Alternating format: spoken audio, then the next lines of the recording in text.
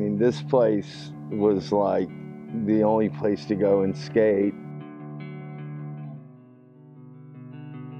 It's different than other places. It's kind of a mecca. You know, it was always Kona, Kona, Kona, Kona, Kona, Kona, Kona.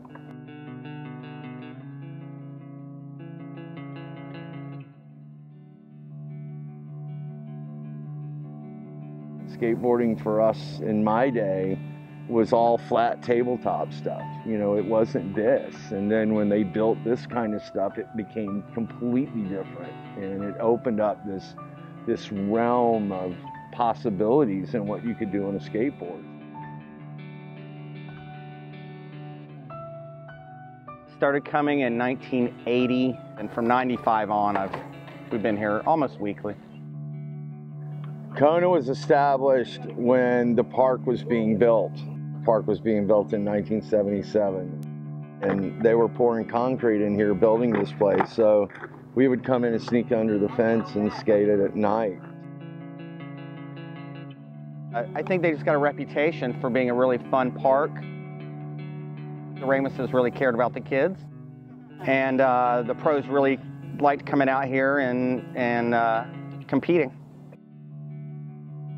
First time I came to Kona, it was I was in kindergarten probably, so I was like 5 or 6.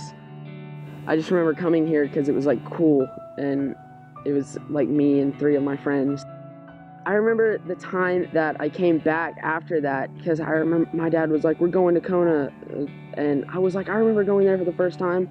It was me, my brothers, and my dad, and we made my mom sit here and watch, because she doesn't usually like to do that, but she sat and watched us, and that was 7 years ago maybe, but it was just my dad. He just said, we're going to Kona, and I was like all about it. I was like, let's go. I thought it would be fun, and here I am today. It turns out it's a lot of fun. You know, in my neighborhood where I grew up, we all skateboarded. It's like all we did. I mean, we didn't have precision bearings.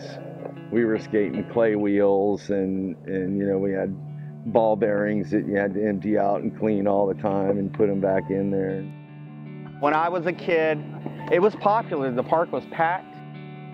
There was stadium seating, and so when they'd have a big event, you just came out here, and that was like your whole weekend was, they'd have the comp all weekend. You got to see these guys you saw in the magazines, and you were like, wow, you'd see this guy right up close. I mean, I remember the year they built the tombstone, and we were able to actually catch air off of the tombstone.